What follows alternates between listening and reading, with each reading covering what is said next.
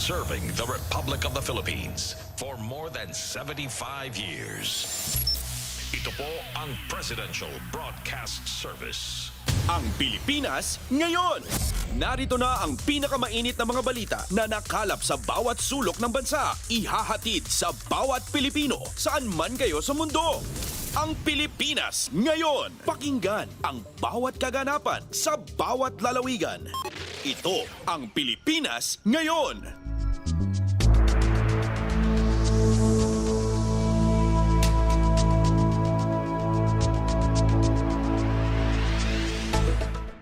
Magandang araw po sa ating mga tagapakinig. Welcome po ulit sa ating programang Ang Pilipinas Ngayon.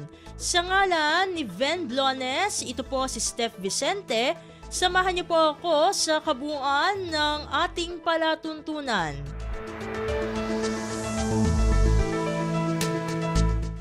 Tulad ng dati, mapakikinggan po ang ulat ng ating mga kapatid na himpilan sa probinsya, ang ating mga segmentong balitang negosyo at kalakalan, balitang sports, at balitang artista maging ang ilan sa mga pangunahing balita mula dito sa ating bansa. Yan po sa kabuuan ng ating palatuntunan, ang Pilipinas ngayon. Kumpleto, detalyadong balitaan, di papahuli sa mahahalagang kaganapan. Kamustahin ang inang bayan, ang Pilipinas ngayon.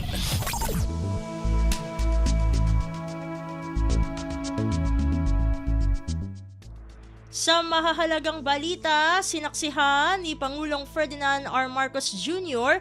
ang makasaysayang pagpirma ng concession agreement para sa Ninoy Aquino International Airport o NAIA Public-Private Partnership o PPP project sa Palasyo ng Malacanang ngayong Lunes, Marso 18. Ang naturang kasunduan na pinirmahan ni Department of Transportation o DOTR Secretary Jaime Bautista, Manila International Airport Authority o MIAA General Manager Eric Ines at San Miguel Corporation o SMC President and Chief Executive Officer o CEO Ramon Ang ay magbibigay ng hudyat sa pagsisimula ng modernisasyon ng pangunahing gateway ng ating bansa. Sakop ng NAIA PPP project na nagkakahalagang 170.6 billion pesos ang lahat ng pasilidad sa paliparan tulad ng mga runway at terminal. Inaasahan na mapagaganda nito ang kabuuang karanasan ng mga pasahero maging ang kalidad ng serbisyo sa NAIA.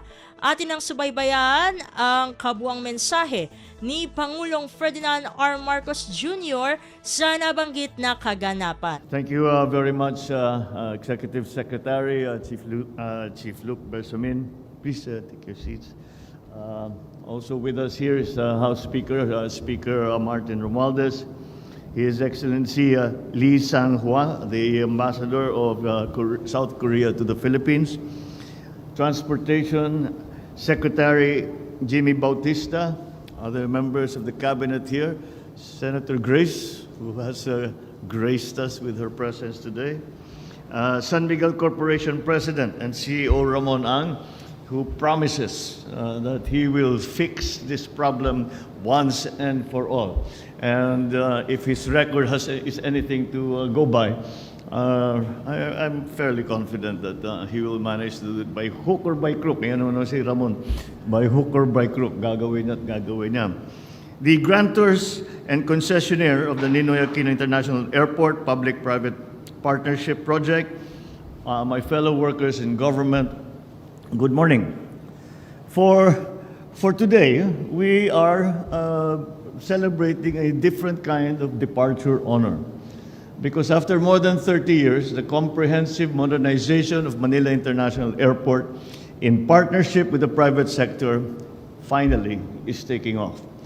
Bureaucratic inertia, political turbulence, legal wranglings, these are among the things that conspired to maroon the International Airport rehabilitation on the tarmac of inaction. The nation has unfortunately paid a heavy price for that indecision.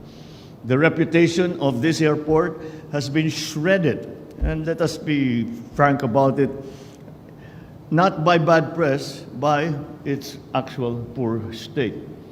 The gateway that should be the red carpet to our country has become a dirty rug that unfairly defined a visitor's first impression, which we all know is extremely important for all of those who are tourists, who are travelers, who for any reason have come into the Philippines. I think that all of us have said to one another, bakit yung Hong Kong, ang ganda-ganda, yung Singapore, ang ganda-ganda, tapos uuwi ka ng Pilipinas, napakasakit ng ulo. Kaya mabuti na, kailangan na natin ayusin ito. More damaging than the occasionally unflattering headlines are the inconveniences that many of its passengers undergo daily. It also affects our economy greatly. The postponed improvement of the airport has resulted in delayed and reduced number of flights. So due to insufficient flights, visitor arrivals have suffered, denying our economy billions in tourism receipts. The truth is, before our guests can swim or shop and sunbathe and surf, they must secure airline seats first. The main cause of the airport's woes are no secret. It's been operating beyond capacity for many years now, almost a decade. And since that is the case, the restoration of this airport should go beyond its physical design and structure. It requires major overhaul, such as the rehabilitation of the passenger terminals, the airside facilities, the development of commercial assets and utility systems, the provision of intermodal and interterminal transport facilities. I think that we have all felt the difficulty of all of these different aspects of the airport operation. Siguro naman at some point, all of us naging civilian tayo na hindi tayo opisyal, na merong nag-aalaga sa atin. Naramdaman din natin lahat yan. So today we chart the future of the airport. In a nutshell, we are embarking, and we have to admit this, on a fairly major catch-up plan. So let us roll up our sleeves. Let us be reminded that the bottom line of the Manila International Airport's resurgence is not what it will bring to the coffers of government, but the comfort it will bring to its passengers. So, I urge the San Miguel Corporation and Company Consortium to fulfill its commitments to this PPP project. This undertaking is not just about revenues. That will be remitted to Treasury alone, but resources invested in the airport, and in many ways, it is an investment in our future. The targets are worth repeating to remind us of the hard work that lies ahead. The PPP project will ramp up annual passenger capacity from 35 million passengers per year to almost double, 62 million passengers a year. 62 million talaga yan, ha? Talagang malaking pagbabago yan. But we've seen it before. We've seen it in other airports. Nagagawa naman talaga eh. And so that's we can take lessons from all the other experiences and the best practices of other airports. Hourly air traffic movements will be increased from 44 to 42 per hour to 48 movements per hour. However, traffic abatement should not happen on the tarmac alone, but also on the roads leading to the airport. This time, the time it takes to pick up a passenger at the curb or to find a parking spot should be shorter than the flight itself. And I think the model that we are always saying, halimbawa, to use as an example, Singapore Airport, ang kanilang measure is lagi na lang sinasabi, the passenger, international, domestic, or otherwise, is out of the airport within 20 minutes. At the same time, it will, if they care to stay there for a day, may layover sila na mahaba, meron din facilities dyan. And so this is what we are trying to, the evolution that we are trying to achieve. So the fast flow of passengers arriving and departing must be guaranteed inside the terminal that is clean and comfortable for the record, this PPP project was evaluated within a record-breaking 7 weeks, making it the fastest PPP proposal to be approved in history. But we did not sacrifice scrutiny for speed. It was fast, but it was also fastidiously examined at every step of the way. It was open, transparent, and competitive. In fact, the project was aligned with international best practices, structuring and tendering bankable and fair PPP projects. The result is this project in which everybody wins, from the people to the government that will enjoy the financial windfall. The project will mobilize approximately 88 billion pesos in capital investments within its first 6 years of operation. This is more than 8 times the disbursed capital investments for the Manila International Airport since 2010.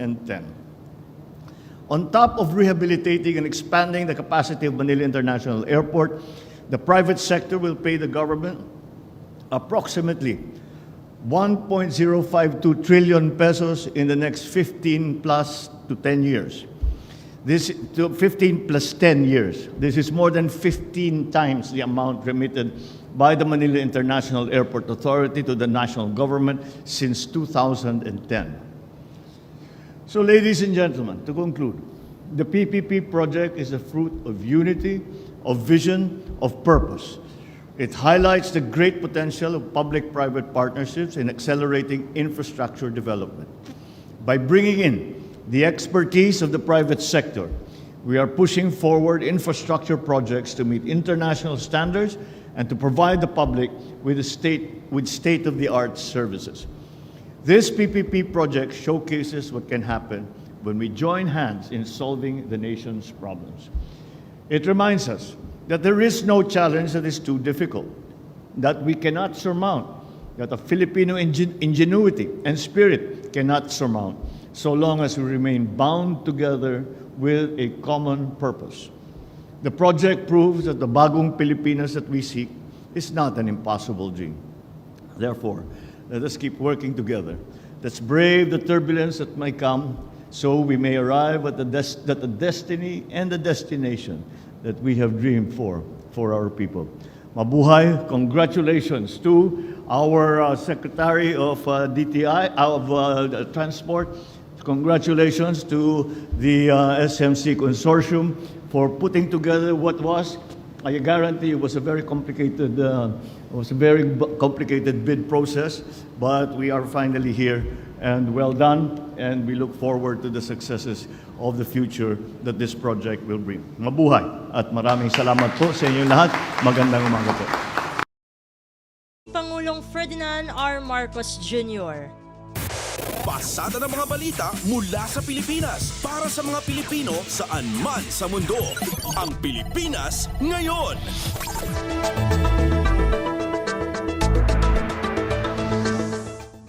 Samantala, nakabalik na sa Pilipinas si Pangulong Ferdinand R. Marcos Jr. matapos ang kanyang naging pagbisita sa mga bansang Germany at Czech Republic.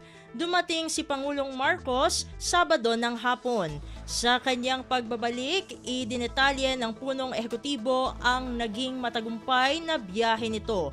Kabilang dito ang pagpapalakas ng kooperasyon sa peace and development at sa industriya ng kalakaran at pamumuhunan. Overall, I am confident that these visits to Germany and the Czech Republic have strengthened our bonds with these two countries in Central Europe and created opportunities for cooperation and prosperity. Si Pangulong Ferdinand R. Marcos Jr. Kumpleto, detalyadong balitaan, di papahuli sa mahahalagang kaganapan. Kamustahin ang inang bayan, ang Pilipinas ngayon.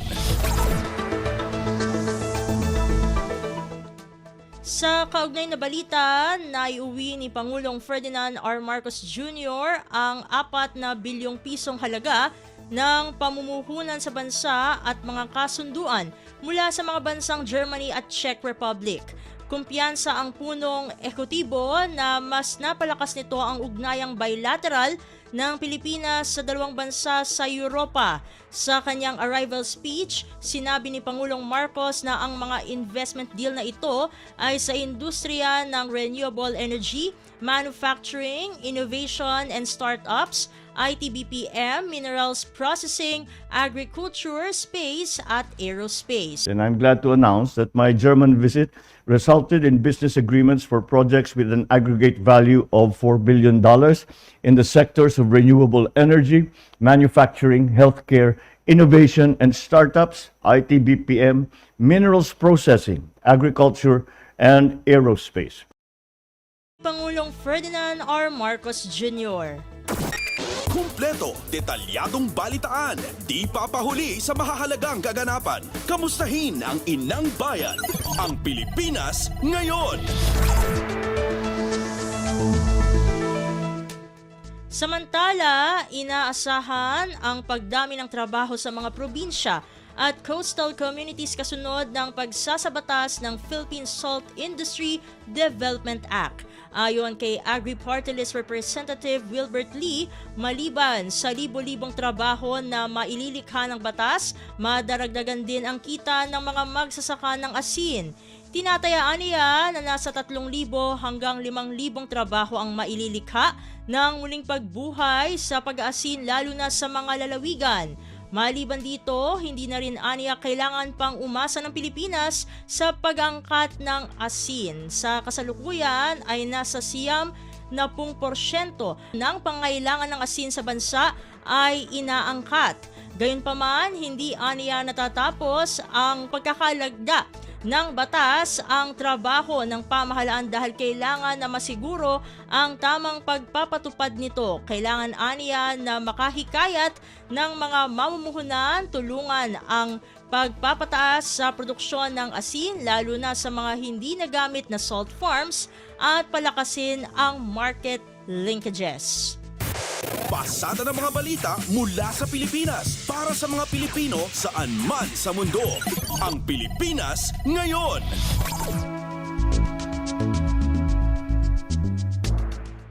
Sa iba pang balita, Agriculture Secretary Francisco Tiu Laurel Jr. nagpasalamat sa pag-alis sa suspension order laban sa mahigit 20 kawani ng National Food Authority o NFA. Ang nasabing mga kawani ay nayugnay sa kaso ng umano ay paluging bentahan ng rice buffer stock sa mga negosyante. Ang detalye ng balitang ito mula kay Mary Ann Bastasa. Nagpasalamat si Agriculture Secretary Francisco Tiu Laurel Jr. sa Ombudsman sa agarang desisyong alisin ang suspension order laban sa higit 20 kawani ng National Food Authority na naiugnay sa umano'y paluging bentahan ng rice buffer stock sa mga trader. Matatanda ang sinabi ng Ombudsman na ang suspension order ay inalis makaraang maberipika ng mga investigador na mayroong mali sa mga datos na naisumite ng DA. Ayon naman kay Secretary Tiu Laurel, magandang balita ito dahil nangangahulugang makakabalik na sa trabaho ang ilang kawani ng NFA. Umaasa naman ang kalihim na maialis na rin ang suspension order ng ilan pang kawani para maibalik na sa normalang operasyon ng NFA. Kaugnay niya, nilinaw rin ang kalihim na hindi na biniripika pa ng DA ang listahang nagmula sa NFA. Agad itong isinumite sa Ombudsman dahil ito ay urgent request at upang hindi na rin ito magdulot pa ng kalituhan. Sa ngayon ay ongoing naman ang investigasyon ng DA sa irregularidad na nangyayari sa NFA. Ito si Mary Ann Bastasa para sa Radyo Pilipinas. Kumpleto, detalyadong balitaan, di papahuli sa mahahalagang kaganapan. Kamustahin ang inang bayan, ang Pilipinas ngayon. Samantala, ipatutupad ng Philippine National Police o PNP ang heightened alert status simula sa araw ng palaspas ngayong darating na linggo. Ayon kay PNP Public Information Office Chief Police Colonel Jean Fajardo, otomatikong ipinatutupad ito tuwing Semana Santa sa lahat ng himpilan ng pulisya sa buong bansa. Gayunpaman, nasa diskresyon aniya ng mga Police Regional Director kung itataas pa ito sa full alert status, depende sa sitwasyong panseguridad sa kanilang nasasakupan. Sa ngayon, aniya, ay wala pa namang namomonitor na banta sa seguridad ang PNP para sa Semana Santa. Sa kabila nito, hindi pa rin aniya nagpapakakampante ang PNP at mas pinaigting ang koordinasyon sa kanilang mga katuwang sa Armed Forces of the Philippines o AFP at Philippine Coast Guard o PCG. Ayon kay Fajardo, 34,000 pulis ang i-deploy ngayong Semana Santa sa mga tourist destination, transport hubs at areas of convergence, kabilang ang mga simbahan para pangalagaan ang seguridad ng publiko. Pasada ng mga balita mula sa Pilipinas para sa mga Pilipino saan man sa mundo. Ang Pilipinas ngayon.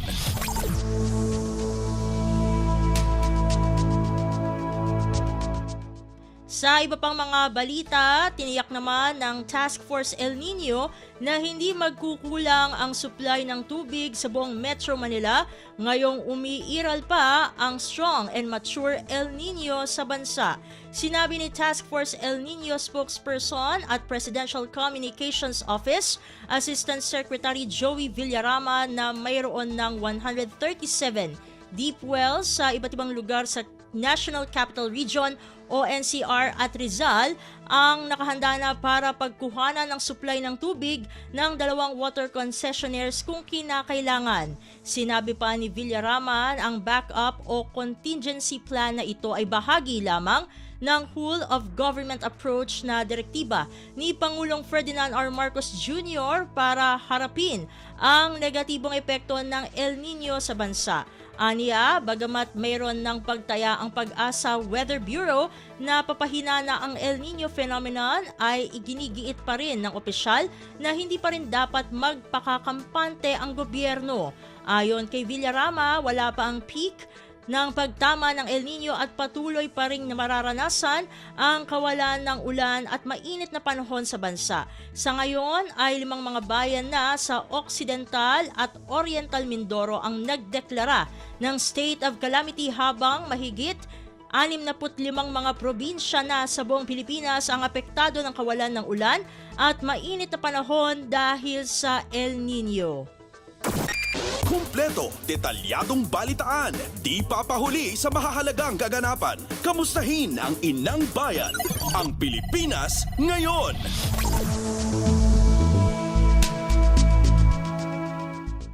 Samantala, Philippine Army Chief Lieutenant General Roy Galido kinondena ang pananambang at pagpatay sa 4 na sundalo sa Datu Hofer Ampatuan, Maguindanao del Sur.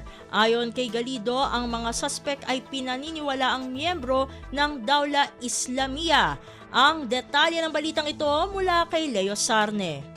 Mariing kinundina ni Philippine Army Chief Lieutenant General Roy Galido ang pananambang at pagpatay ng pinaniniwalaang miyembro ng Dawla Islamia sa 4 na sundalo sa Datu Hofer, Ampatuan, Maguindanao del Sur kahapon. Ang naturang mga sundalo ay pabalik na sa kanilang patrol base matapos mamalengke ng pagkain para sa iftar ng mga nag-aayunong kapatid na Muslim nang bigla silang inatake. Isinasagawa ng mga tropa ang pa-iftar tuwing Ramadan bilang pakikisa sa mga sibilyang Muslim na pinoprotekta ng mga sundalo. Ipinabot ni Lieutenant General Galido ang kanyang pakikisa sa mga pamilya ng 4 na sundalo na nag-alay ng ultimong sakripisyo kasabay ng pagtiyak na makakatanggap ng kaukulang tulong at benepisyo mga ito. Siniguro pa ni Lieutenant General Galido na hindi titigil ang Philippine Army hanggat hindi napapanagot ang mga responsable sa karumal-dumal na krimen. Ayon kay General Galido, ang insidente ay lalong nagpalakas sa determinasyon ng Philippine Army na tapusin na ang lahat ng teroristang grupo sa bansa. Mula sa AFP, ito si Leo Sarne para sa Radyo Pilipinas.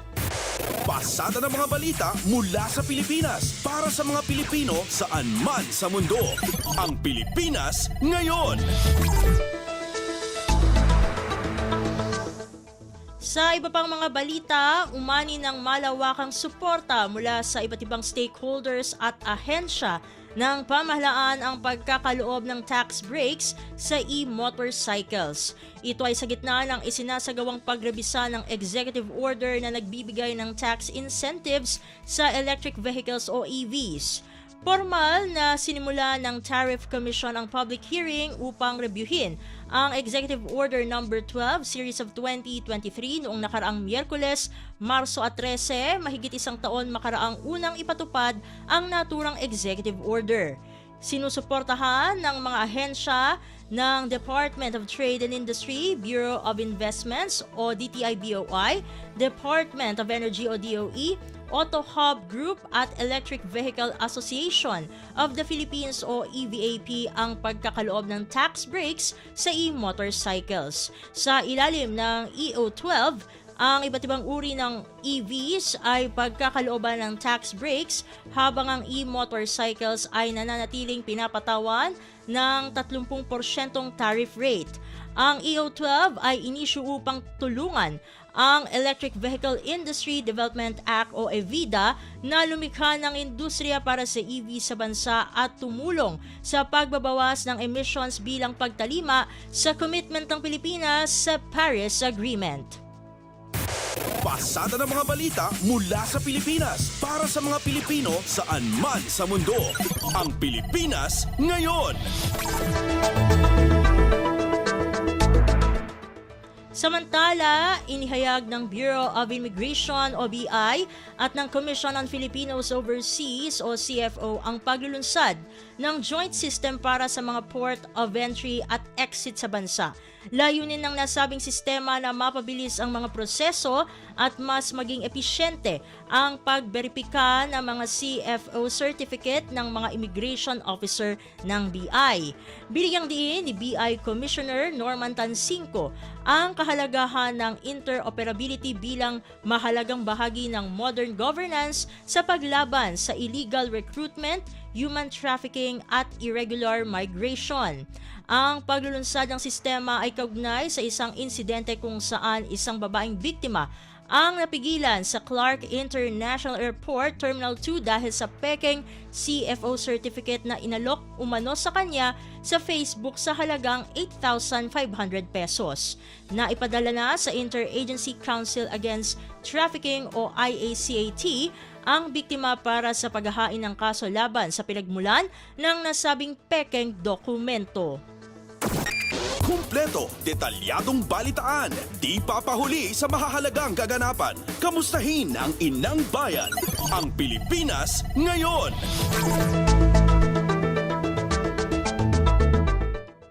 At yan ang mga may init na balita para sa araw na ito. Samantala, ating antabayanan ang mga ulat mula sa ating mga kapatid na himpilan sa probinsya para sa Regional News. Balita mula sa lalawigan sa bawat rehiyon ng ating bayan. Dito sa Ang Pilipinas Ngayon.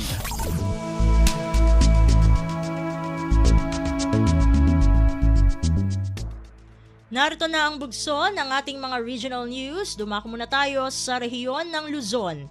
Lokal na pamahalaan sa lungsod ng Lawag, tiniyak na tutulungan ang mga apektado ng fish kill sa Metro Gabu. Ang detalye ng balita, ihahatid sa atin ni Jude Pitpitan mula sa Lawag. Sinigurado ni Lawag City Agriculturist Engineer Sheila Opelac nga matulungan dagiti 22 nga mangalap ang apektaran iti fish kill iti Metro Gabo iti syudad ti Lawag. Imo na ti dati kinumpirmar ni Opelac nga garup 1,000 naging gana 2,000 na kilo ti tilapia ti apektado iti nasao nga fish kill. Romromwar nga adat simrek adanom apgad iti mismo nga pagkulungan dagiti tilapia ket ditoy ti makagapo nga pimusay dagitoy. Gapoy ti datoy dagos nga inikan ti lokal gobyerno iti cash assistance dagiti nasao nga mangalap pa tapno adati pangrugyanan manen manipod kadetoy nga insidente in balakad ni Opelac kadagiti mangalapa nga no kastoy a panawon ket nasken nga dagiti breed iti tilapia nga agbyag iti danom apgad wenno ti istakda ket malaga wenno bangos nga isu ti kapintasan kadagitoy a panawon. Manipod iti syudad ti Lawag, Jude Pitpitan para iti Radyo Pilipinas World Service. Balita mula sa lalawigan sa bawat rehiyon ng ating bayan. Dito sa Ang Pilipinas Ngayon. Inyong napakinggan ang ulat ni Jude Pitpitan mula sa Lawag. Alamin naman natin ang balita mula sa Tuguegarao, lalo pang pagpapalakas sa coffee at cacao industries Sa lalawigan ng Quirino, tinututukan ng provincial government at Department of Trade and Industry. Narito ang buong balita na ihahatid naman sa atin ni April Racho. May kagkaguman iti panagpapigsa iti industriya ti kape ken kakao iti probinsya ti Quirino. Naangay ti Coffee and Cacao Industry Meeting iti panangidaulo ti Department of Trade and Industry wenno DTI ken provincial government. Kaspaset ti addang ket naysayang ti comprehensive action planning session na kadaytoy ket napagsasaritaan dagiti kasapulan ken karit asang sangwan dagiti coffee and cacao stakeholders. Iti nasawa a meeting ket nagtulagan dagiti dinmaray ti panang reorganisa iti Provincial Coffee and Cacao Council nga idauluan ni Governor Dakila Carlo Cua. Sigun iti DTI dakkel ti akam ti konseho iti panangigaed ang mapapigsa ken nagtultuloy latta ti local cacao and coffee industries akadaytoy ket naikarimot dagiti naduma-duma nga stakeholders para iti panagrang-ay ti industriya ken tapno mapasayaat ti agri-supply chain dagitoy a produkto. Karaman pay iti nasao a panaguummong ti TESDA Quirino provincial agriculturist ken dagiti panakabagi dagiti naduma-duma nga ahensya agraman dagiti coffee and cacao farmers, traders, processors ken coffee shop owners. Manipud Tugaygaraw City dahil na April sa Lucan Racho para iti Radyo Pilipinas World Service. Balita mula sa lalawigan sa bawat rehiyon ng ating bayan. Dito sa Ang Pilipinas Ngayon.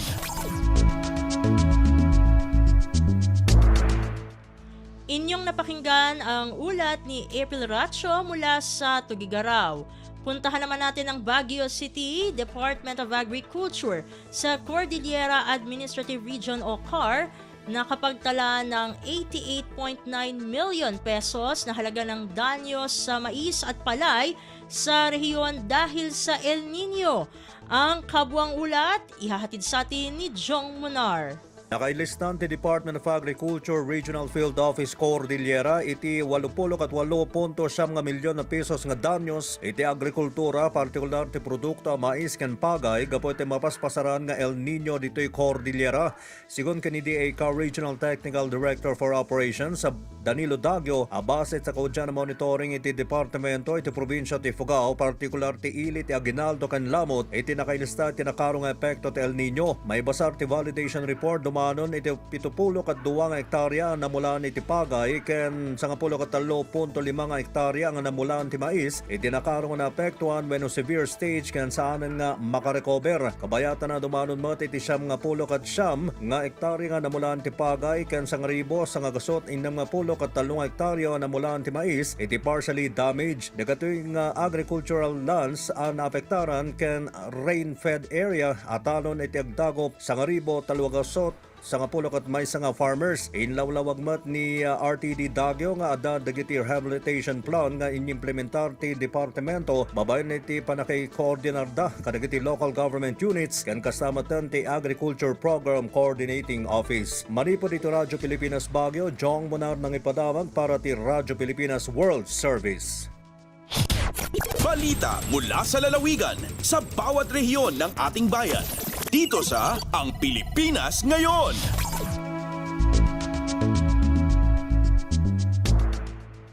Inyong napakinggan ang ulat ni Jong Munar mula sa Baguio City. Puntahan naman natin ang Virac, mangrove tree planting sa San Andres, Catanduanes, isinagawa ng Uniformed Personnel Disaster Response Unit.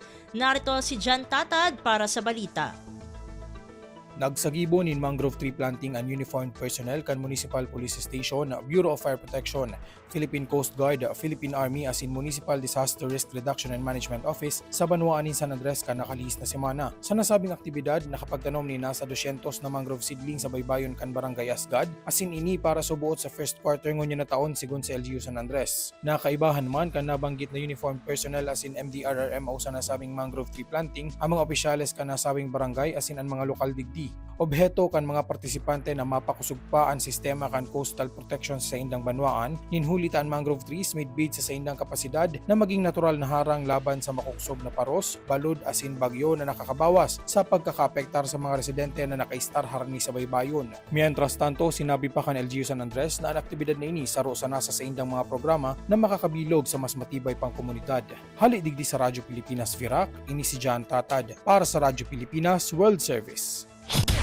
Balita mula sa lalawigan sa bawat rehiyon ng ating bayan. Dito sa Ang Pilipinas Ngayon.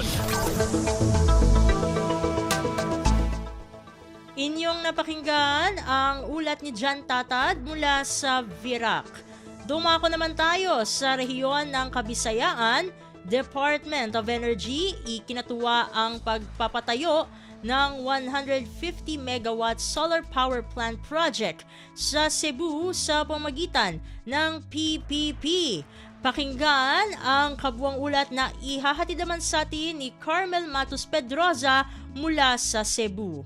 Gihangop sa Department of Energy kon DOE ang katukuran sa usa ka 150 megawatt solar power plant pinagi sa public-private partnership tali sa lukang gamhanan sa lalawigan sa Subo. Gisaksihan ni DOE Secretary Rafael Lotilla ang pagpirma sa consortium agreement pinanguluhan ni Cebu Governor Gwendolyn Garcia tali sa Acciona Energia Global o Freya Renewables Incorporated niadtong weekend. Matud ni Lotilla, ang pagtubag sa problema sa enerhiya dili lamang kutob sa national government. Ang pagtambong sa DOE Secretary ug ingon man ni Special Assistant to the President Secretary Anton Lagdameo Jr. usab-usab sa pagpakita sa tibuok nga pagsuporta sa Marcos administration sa lakang gikan sa lokal nga gamhanan. Mitambong ug misaksi usab sa maong pinirmahay si Ambassador of Spain to the Philippines Miguel Otray. Ang maong agreement magsunod sa Build Transfer Operate Scheme. Ang planta itukod sa consortium sa Acciona Energia ug Freya Renewables sa luna nga gipalit sa lokal nga gamhanan sa lalawigan sa Subo sa lungsod sa Daan, Bantayan. Kini si Carmel Matos Pedroza para sa Radyo Pilipinas World Service. Balita mula sa lalawigan sa bawat rehiyon ng ating bayan. Dito sa Ang Pilipinas Ngayon. Inyong napakinggan ang ulat ni Carmel Matus Pedroza mula sa Cebu.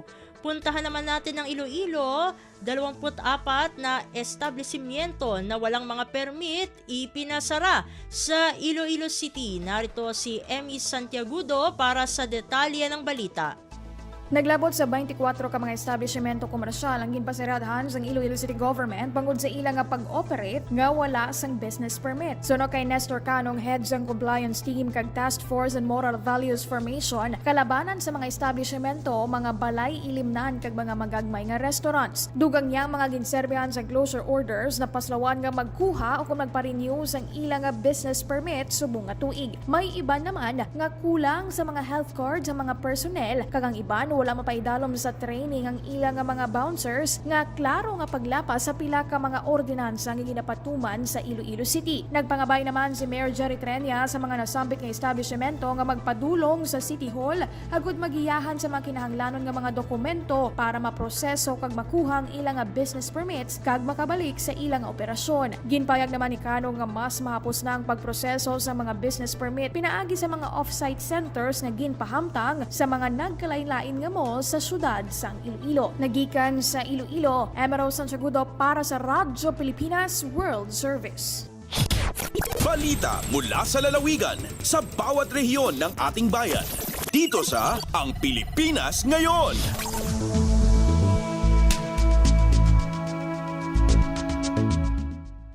Inyong napakinggan ang ulat ni Emmy Santiagudo mula sa Iloilo. Dumako na tayo sa rehiyon ng Mindanao. Klase sa mga paaralan sa bayan ng Mawab sa Davao de Oro, balik normal na matapos makauwi ang mga evacuee na epektado ng landslide sa bayan ng Mako. Ang kabuang ulat ihatid naman sa atin ni Maymay Benedicto mula sa Davao.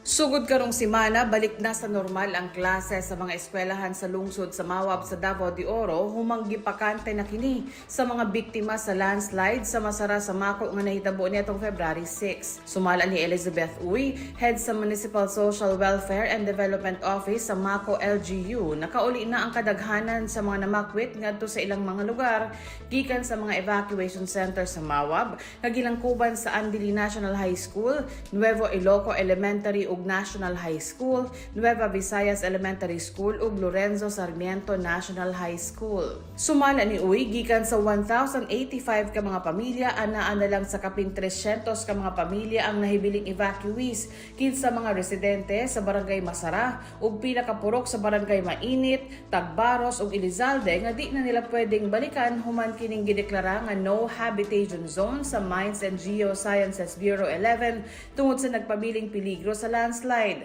Ang nahibilin nga mga residente gibalhin na sa Elizalde Elementary ug National High School sa lungsod sa Mako, samtang ang uban sa baguhay lamang gi-turnover nga temporary shelter sa samang barangay. Karong adlaw, usa ka Thanksgiving ang ipahigayon sa Mako LGU para sa Mawab LGU tungod sa dakong tabang niini sa ilang mga ginsakpan sulod sa kapin usa ka bulan. Gikan sa Radyo Pilipinas Davao, may Benedicto para sa Radyo Pilipinas World Service. Balita mula sa lalawigan sa bawat rehiyon ng ating bayan. Dito sa Ang Pilipinas Ngayon.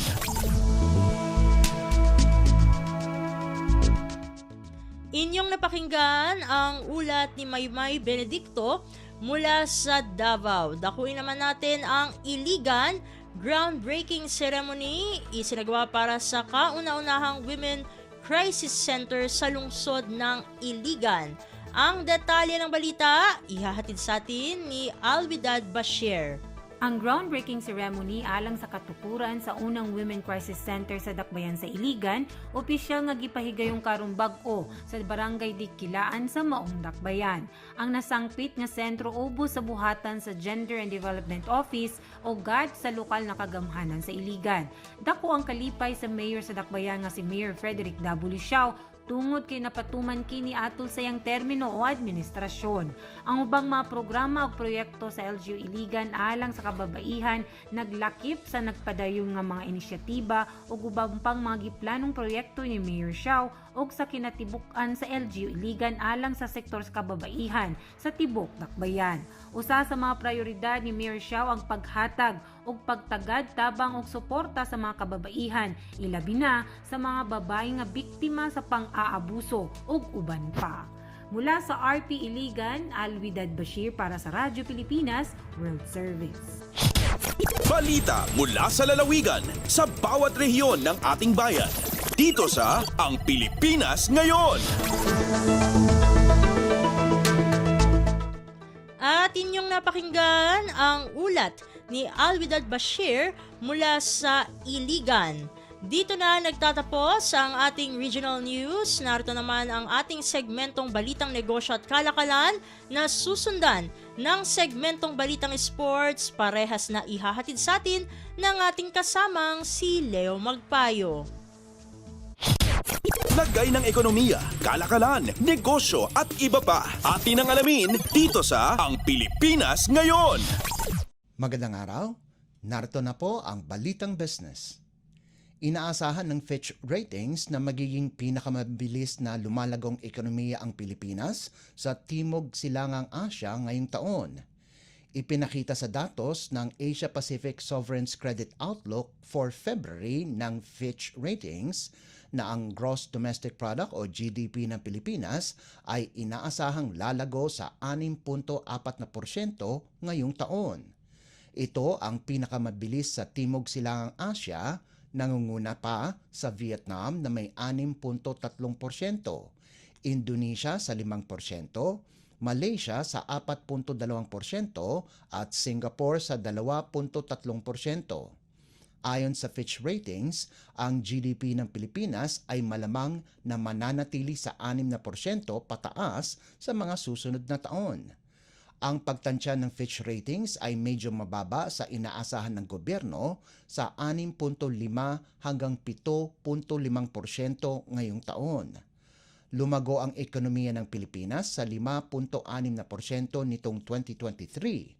Mas mabagal kumpara sa 7.6% noong 2022 at kapos sa inaasahan ng gobyerno na 6 hanggang 7% para sa buong taon. Ilalabas ng Philippine Statistics Authority o PSA ang datos ng GDP para sa first quarter ng taon ito sa Mayo 9. Para sa taong 2025, inaasahan din ng Fitch na pinakamabilis pa rin ang paglago ng ekonomiya ng Pilipinas kasama ang Vietnam sa 6.5%. Lagay ng ekonomiya, kalakalan, negosyo at iba pa. Atin ang alamin dito sa Ang Pilipinas Ngayon. Lumobo sa 38.6% ang farm gate price ng palay nitong Pebrero kumpara sa kaparehong buwan ng nakalipas na taon.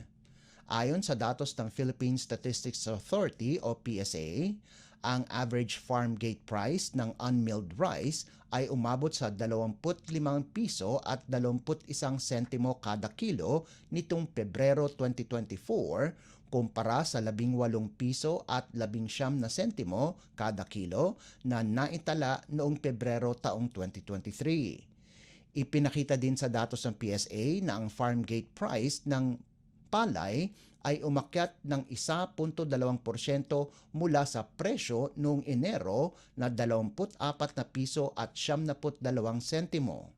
Ang pinakamataas na dagdag sa presyo ay naitala sa Cordillera Administrative Region o CAR, kung saan ang karaniwang presyo ng bigas ay umabot sa 52.2%. Ang karaniwang presyo ng palay sa CAR ay umabot sa 26 na piso kada kilo nitong Pebrero.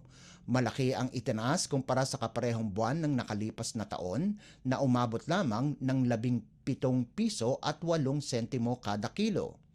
Ipinakita din sa datos na ang pinakamabagal na pagtaas ng presyo ng palay ay naitala sa Eastern Visayas sa 22%. Tumaas sa 23 piso at 20 sentimo kada kilo ang karaniwang presyo ng palay nitong Pebrero mula sa 19 na piso at 1 sentimo kada kilo sa kaparehong panahon noong nakaraang taon. Lagay ng ekonomiya, kalakalan, negosyo at iba pa. Atin ang alamin dito sa Ang Pilipinas Ngayon. Inanunsyo ng Department of Transportation o DOTR na ititigil ang operasyon ng Metro Rail Transit Line 3 o MRT3 para sa kanilang taunang maintenance tuwing sumasapit ng Semana Santa. Ayon sa DOTR, mula Huwebes Santo, Marso 28 hanggang Linggo ng Pagkabuhay o Marso 31 ay suspendido ang operasyon ng MRT3.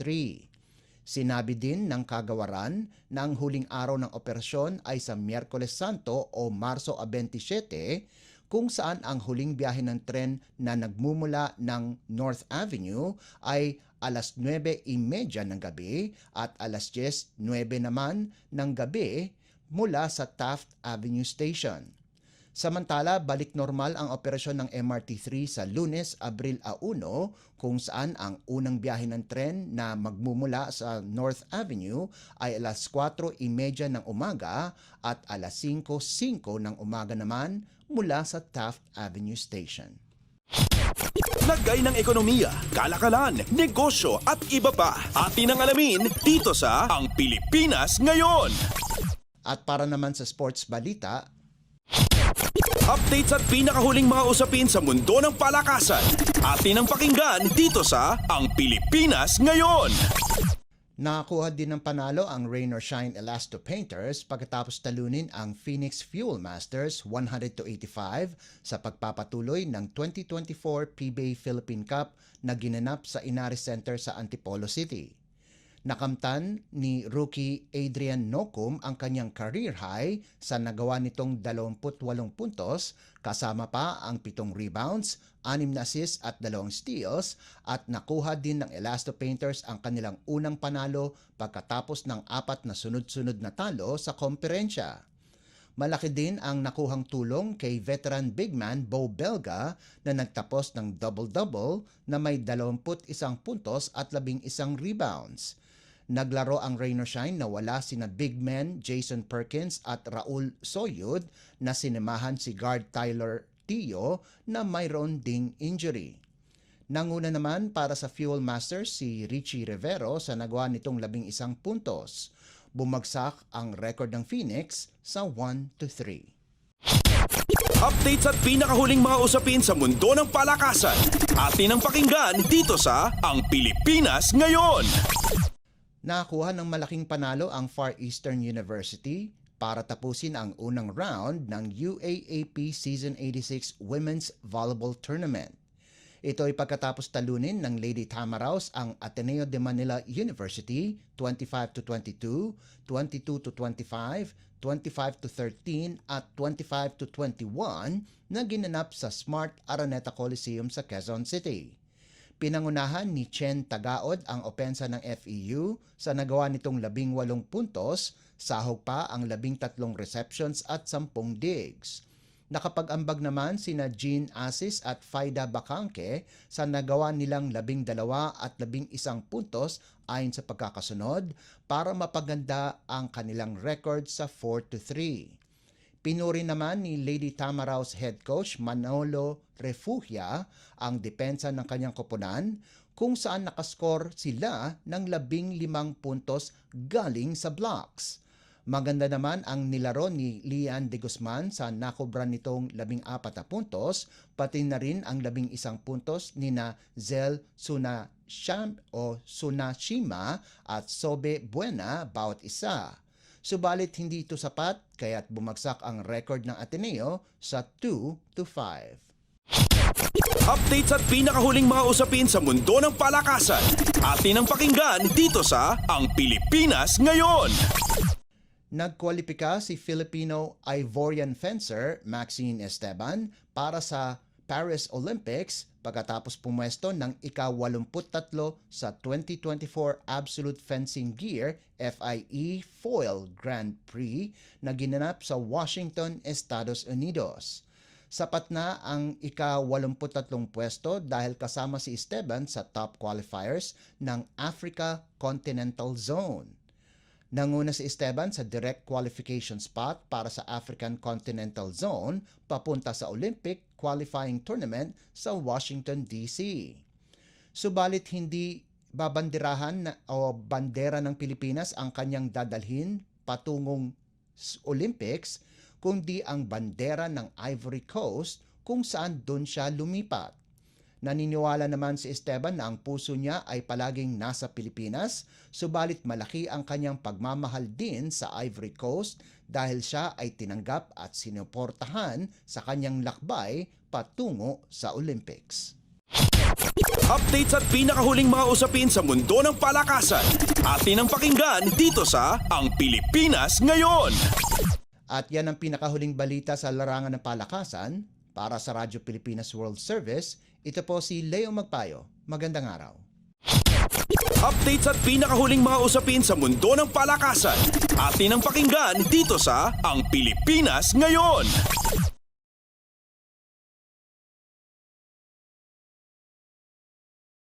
Maraming salamat, Leo, para sa ating mga segmentong Balitang Negosyo at Kalakalan at Balitang Sports.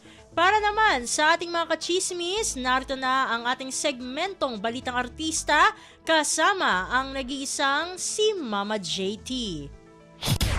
Ang latest, ang hottest sa showbiz and entertainment. Heto na sa Ang Pilipinas Ngayon.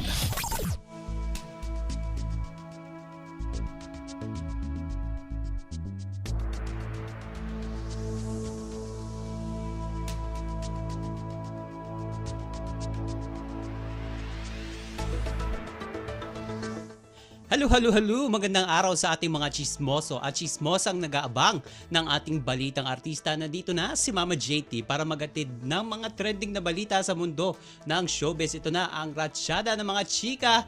Ito muling inihayag ng American Idol star na si David Archuleta ang kanyang pagkamangha sa mga Pinoy. And sa isang interview na posted sa Instagram ng Hollywood TV correspondent na si Yong Chavez, patuloy pa rin ang paghanga at pagpupuri ni David sa talento ng Pinoy, partikular na sa pagkanta. At nagpasample pa nga ang international singer at kinanta ang ilang linya ng OPM hit na Nandito Ako ni Ogie Alcacid. At kahit noon pa vocal na ang American pop singer pagdating sa pag-appreciate niya sa mga Pilipino, lalo na't may malaki siyang fanbase dito sa ating bansa. At nauna na rin niya nga nabanggit na nakaramdam siya ng instant connection sa mga Pinoy at magugunita na ilang beses nang bumisita sa bansa ang singer para magsagawa ng concerts at magkaroon ng guest appearances. And bukod sa singing ay bumida rin ang dating American Idol contestant sa acting, particular na ang teleseryeng Nandito Ako noong 2012 at nakapag-release din ng album na pinamagatang Forevermore. Ang kauna-unahan niyang OPM album na ang theme o ang content ay iba't ibang song covers ng Tagalog songs.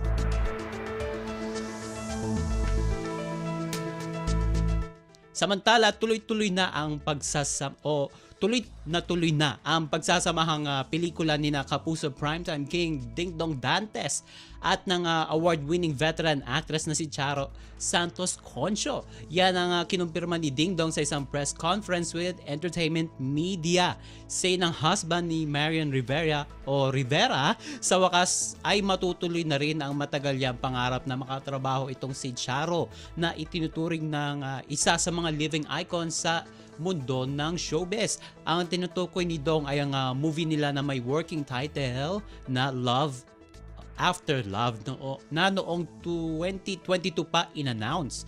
Actually, matagal na raw nila itong nagawa ni Charo Sana, ngunit nagkaroon nga ng mga problema na hindi kontrolado ng production team. And looking forward daw ang Kapuso actor sa pagsisimula ng shooting nila para sa naturang pelikula. Ito ang magsisilbing follow-up project ni Dong after ng record-breaking movie nila ni Marian na Rewind na naging entry sa Metro Manila Film Festival 2023. Ayon sa aktor, hindi madali ang naging proseso ng pre-production dahil dumaan ang script sa maraming revisions. And ayon pa sa kanya, mula nang na-conceptualize ang film project na ito, wala na daw nabago sa cast lineup. And hindi na dinetalye ni Dingdong ang lalamanin ng pelikula, kaya sinabi nito na dapat itong abangan ng mga manonood.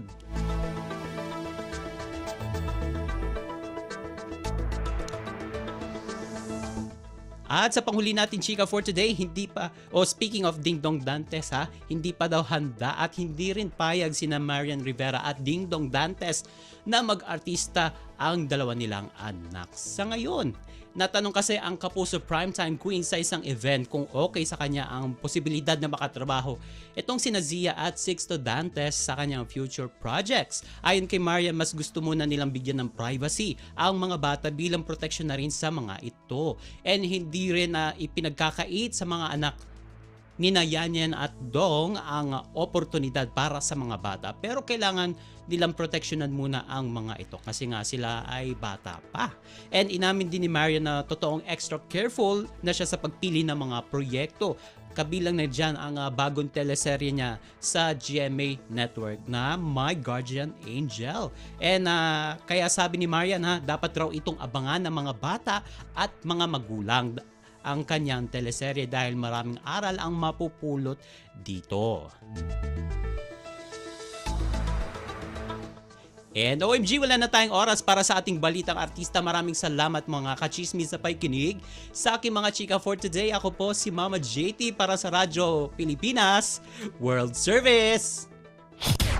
Ang latest, ang hottest sa showbiz and entertainment. Heto na sa Ang Pilipinas Ngayon.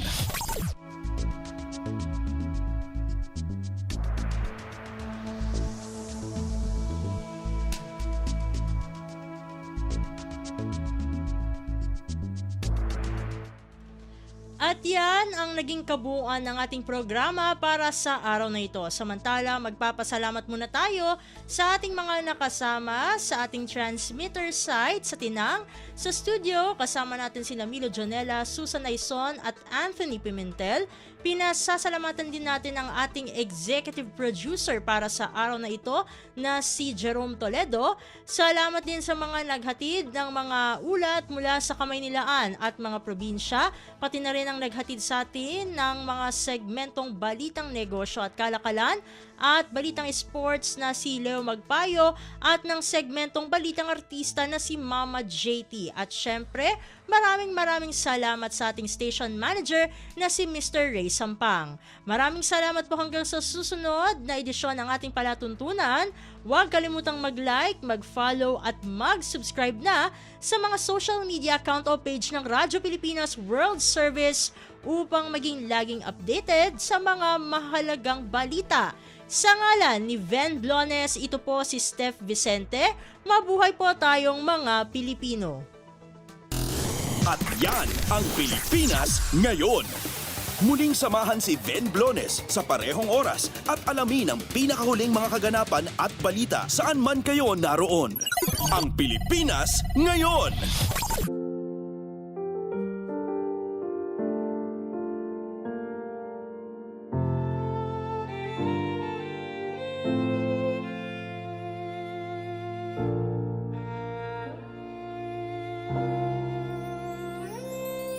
Ang tanging may pamamaan ako'y edukasyong Pilipino. Tinuturong galing at talino para maabot ang pangarap mo. Ang tanging handog ko sa'yo'y edukasyong Pilipino. Diskarteng mula sa puso, mamamangha ang mundo.